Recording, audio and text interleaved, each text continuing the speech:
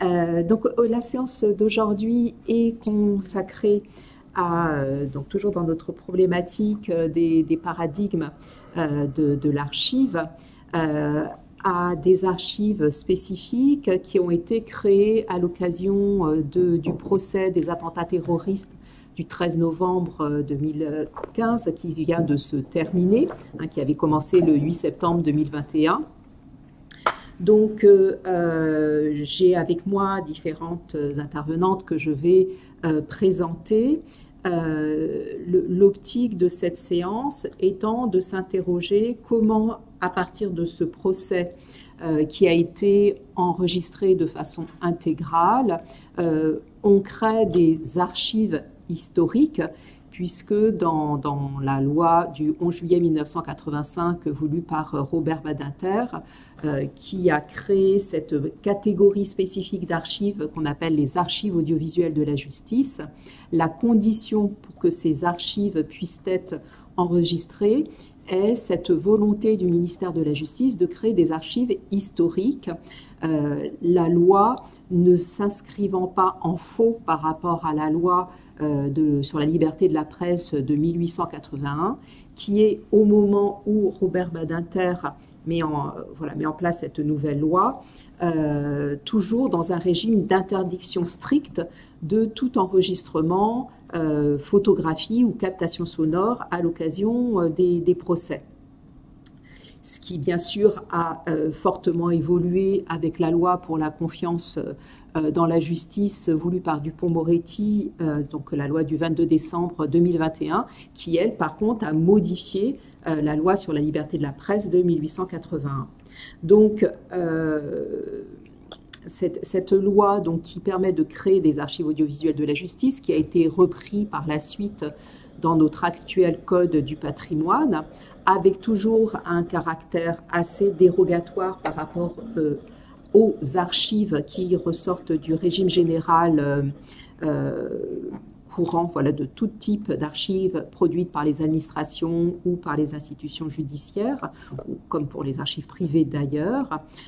sont désignées d'emblée comme étant des archives historiques. Ce qui est en soi assez intéressant parce que les archives historiques sont ainsi désignées dans la loi, mais dans le vocabulaire métier des archivistes, les archives historiques sont en effet les archives définitives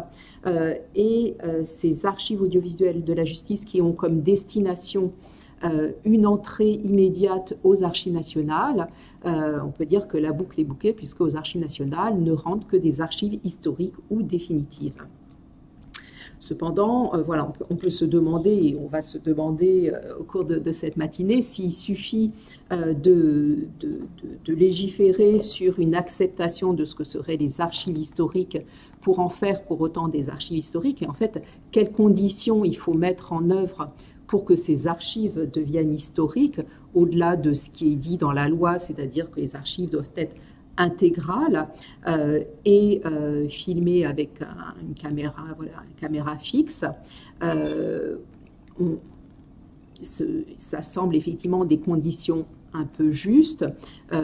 et à l'occasion du procès des attentats du 13 novembre 2015, le ministère de la Justice, la Cour d'appel de Paris qui a hébergé dans la salle des pas perdus, une salle spécialement construite, et les archives nationales ont mis en œuvre des conditions spécifiques pour que le procès se déroule, bien sûr, mais le procès étant désigné pour étant filmé, conditions spécifiques pour créer ces archives. Donc c'est aussi bien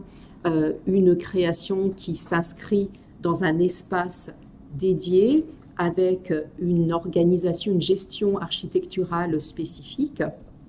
Donc, Roman Gors, qui est à ma gauche,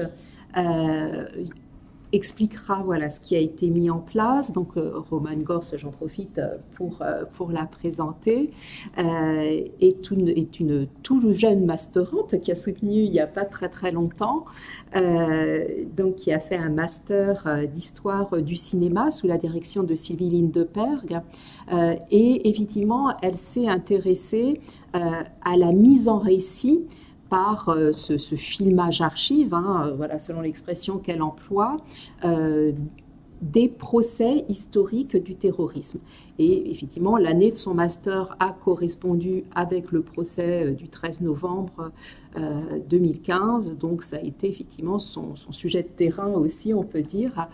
dans lequel elle a pu travailler et intégrer un collectif de recherche qui s'est constitué autour de ce procès qui est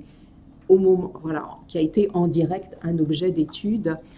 assez marqué, mais effectivement, dans le cadre d'un projet de thèse qu'elle espère arriver à mettre en place, malgré quelques petits déboires, gros déboires, mais effectivement, on espère tous que voilà, ce projet pourra aboutir. Elle aura comme objet d'étude voilà, l'ensemble des procès terroristes, donc celui déjà passé également de janvier 2015, comme celui à venir à la rentrée du 14 juillet 2016 à Nice. Donc Romane Gors nous expliquera voilà, les conditions matérielles et spatiales de cet enregistrement, voilà, de cette archive. Ensuite, Claire Scopsi à ma droite. Donc voilà, que ceux qui suivent régulièrement ce séminaire connaissent bien, puisque voilà, Claire est une des porteuses voilà, du séminaire, maître de conférences HDR au CNAM, d'ICEF, IDF, et donc qui a plusieurs champs de travaux. Peut-être que je peux citer différents travaux sur les méthodes et dispositifs de collecte et de valorisation des productions d'archives et plus orientées sur la mémoire, et également l'utilisation des technologies de l'information dans différents contextes. Et Claire intervient aujourd'hui au titre d'une expérimentation qui a été coportée par le CNAM et les Archives nationales, qui s'appelle OPA 3IF, qui a permis de créer un logiciel d'annotation en direct de flux vidéo, puisque effectivement, pour que des archives soient complètes, il faut aussi qu'elles aient des métadonnées, pas seulement les données filmées, mais aussi des métadonnées textuelles. Donc voilà, il y a eu différents dispositifs qui ont été mis en place, dont effectivement ce logiciel OPA 3IF. Et dans une suite très logique, tout au bout de la table, Aurore Juvenel, qui est chargée de mission aux Archives nationales, recrutée spécialement pour justement créer en direct les métadonnées du procès du 13 novembre 2015. Donc elle reviendra voilà, sur cette expérience pour elle, mais sur cette création vraiment très concrète de ces métadonnées de description et également de pérennisation sur lesquelles effectivement les Archives nationales vont pouvoir s'appuyer pour conserver sur le temps long ces archives. Donc quelques mots pour la présenter. Donc Aurore a soutenu il y a quelques années un master en histoire des mondes modernes et contemporains, et un master également en histoire publique. Et en fait, elle a surtout été assistante de recherche et recherchiste, donc assistante de recherche pour différents projets de recherche, notamment auprès de Sarah Gainsburger et Isabelle Bacouche, et recherchiste pour la radio. Et finalement, depuis le 8 septembre 2021, elle est passée de l'autre côté, c'est-à-dire voilà, du côté de ceux qui constituent les archives justement pour les chercheurs. Donc voilà, ça tu nous expliqueras effectivement ce vécu.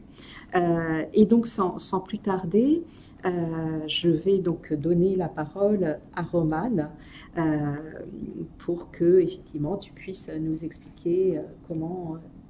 quelle est ton approche, ton analyse des espaces et comment effectivement entre les espaces et les dispositifs mis en place pour le filmage, on crée des conditions d'enregistrement spécifiques.